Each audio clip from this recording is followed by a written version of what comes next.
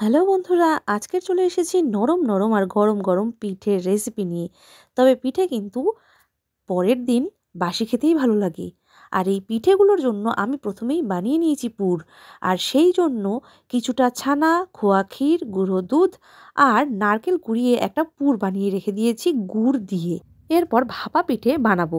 তার জন্য শুধুমাত্র চালের গুঁড়ি আর অল্প একটু লবণ দিয়ে আগের রাত্রে জল হালকা হালকা ছিটিয়ে দিয়ে সেটাকে ফ্রিজে রেখে দিয়েছিলাম, এবং তার পরের দিন হতেই আমি এটাকে একটা ছাঁকনির সাহায্যে এইভাবে ছেঁকে ছেঁকে নিয়েছি।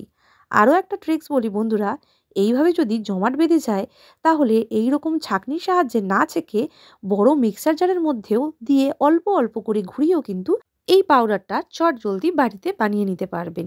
তাহলে আর খাটাখাটনির কোনো ঝামেলাই থাকবে না এইভাবে চালনি দিয়ে চালনের জন্য। তারপরে একটা মোল্ড নিয়ে নিয়েছি এবং তার মধ্যে ১ চামচ করে অল্প অল্প দিয়ে নিয়েছি, যাতে এটা সুন্দর করে পরে সেট করা যায়। দেখুন বন্ধুরা, আপনাদের কাছে যদি মাটির বা অন্য কোনো যদি পাত্র থাকে সেই পাত্রতে একটা একটা করেও করতে পারেন, অথবা এই রকম যদি একটা মোল্ড কিনতে পারেন তাতে কিন্তু অনেক সহজেই এটা তৈরি হয়ে যাবে। এরপরে পুরটা থেকে অল্প অল্প করে নিয়ে নিয়েছি এবং তারপরে এটার ওপরে আবারও গুঁড়ো করে রাখা চালের গুঁড়িটা এর মধ্যে ছড়িয়ে দেব। তাহলে ভাপা পিঠের ঠিক যেমন শেপ হয় সেই শেপটা কিন্তু চটজলদি তৈরি হয়ে যাবে।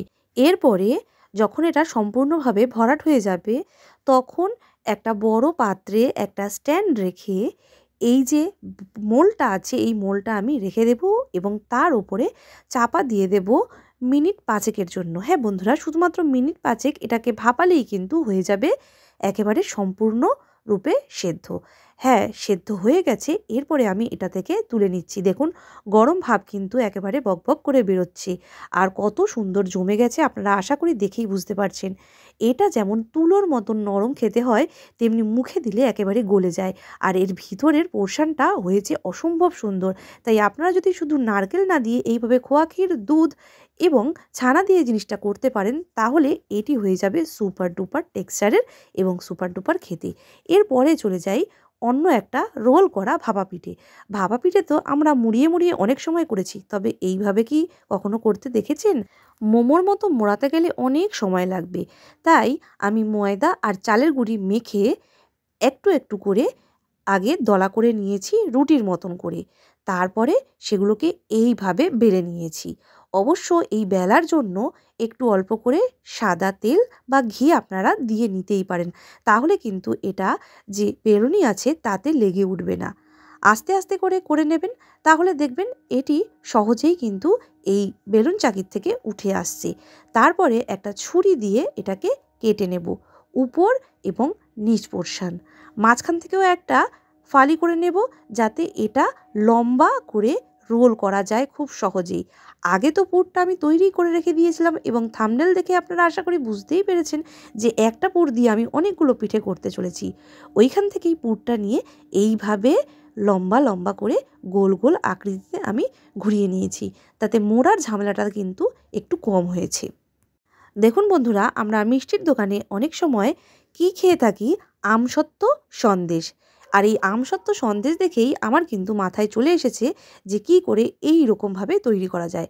উপর থেকে সুন্দরভাবে আরও একটু লুকটা দেওয়ার জন্য আমি কাঁটা চামচ দিয়ে আর একটু প্রেস করে নিয়েছি। এরপর সরাসরি আমি ভাপে বসিয়ে দিয়েছি। দেখুন, এই রকম ছিদ্র করা একটা থালার মধ্যে নিয়েছি এবং নিচে আমি জল ফুটতে দিয়েছি একটা বড় হাঁড়িতে। বিরিয়ানির হাঁড়ি আমি নিয়ে নিয়েছিলাম।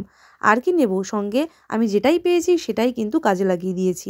এই রকম ঢাকা চাপা দিয়ে দিয়েছি মিনিট ৫-এর জন্য। এবং এরপরে আমি সঙ্গে সঙ্গে কিন্তু আরও অনেক পিঠের তৈরিগুলো করতে আরম্ভ করেছিলাম। পাশে আশা করি আপনারা দেখতেই পেয়েছেন যে মালপোয়া কিন্তু হয়ে রয়েছে। মালপোয়াটা কী করে করলাম সেটিও আপনাদের সাথে শেয়ার করে নেব। দেখুন, একেবারে ভাপা পিঠের মতন চকচক করছে না? আর নরমও হয়েছে কিন্তু দুর্দান্ত। আর ভিতরে যেহেতু ওই পুরটা দেওয়া ছিল, সেই পুরটাও খেতে হয়েছে অসম্ভব টেস্টি।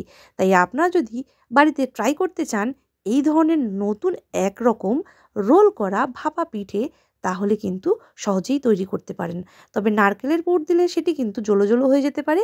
এই রকম যদি আপনারা ছানা ও খোয়া ক্ষীর ও গুঁড়ো দুধ দিয়ে করেন তাহলে এটি ভিতরে কিন্তু চেপেই থাকবে, সহজে ভাপা হয়ে গেলেও বেরোবে না। এত সুন্দর টিপসগুলো যদি আপনাদের ভালো লেগে থাকে তাহলে দয়া করে প্লিজ একটা লাইক, কমেন্ট, শেয়ার আর সাবস্ক্রাইব বাটনটি যদি ভালো লেগে থাকে তাহলে প্রেস করে দেবেন। ওই একই পুর দিয়ে মেশিনের সাহায্যে আমি তৈরি করে নিয়েছি এই ধরনের পুলি পিঠে, এটাকেও ভাপা করেছি এবং সঙ্গে নেওয়া হয়েছে চুষি পিঠে। আর এখানে তৈরি করে ফেলেছি আমি একই পুর দিয়ে পাটিসাপটার গোড়াটা কিন্তু খুব ইম্পর্টেন্ট, তাই এর জন্য হাফ কাপ ময়দা, 5 চামচ সুজি আর 3 চামচ চালের গুঁড়ো আর হাফ কাপ দুধ দিয়ে গুলিয়ে এটা তৈরি করে নিতে হবে। এরপর 2 কাপ ময়দা, 1 কাপ সুজি আর 300 গ্রাম দুধ, একটুখানি মৌরি আর ওই পুর থেকে সামান্য কিছু অংশ নিয়ে এর মধ্যে মিশিয়ে দিয়ে তৈরি করে নিয়েছি মালপোয়া।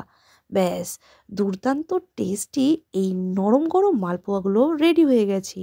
সো আজকের মতন এটুকুই। ভালো লাগলে সাবস্ক্রাইব বাটনটি প্লিজ প্রেস করে দেবেন। So bye bye friends.